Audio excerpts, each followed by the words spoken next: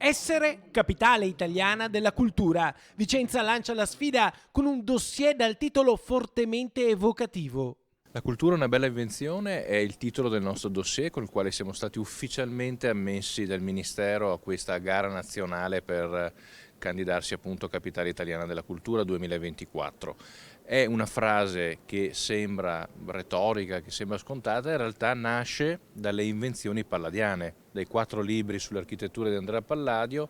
Chi va a rileggere quei passaggi capirà qual è il concetto per Palladio di invenzione, ma lo sveleremo poi nei prossimi giorni presentando il dossier alla città e spiegando anche l'origine di questo slogan per la nostra candidatura. Palladio è la premessa, l'origine, l'introduzione del dossier che candida Vicenza a Capitale Italiana della Cultura 2024 e che verrà svelato nelle prossime settimane. In Veneto sono candidate anche Asolo e Chioggia, una sfida nazionale che vede in gara 24 città da nord a sud.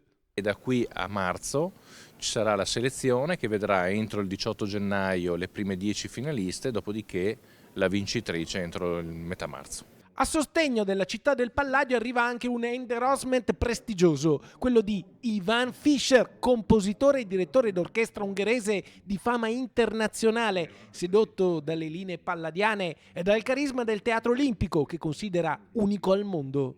Adesso Italia cerca un candidato per il Capitale della Cultura nell'anno 24.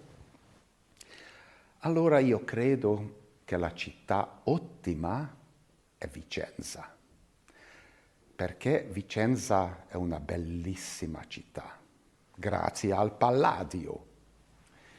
È il teatro dove facciamo tutti gli anni il Vicenza Opera Festival.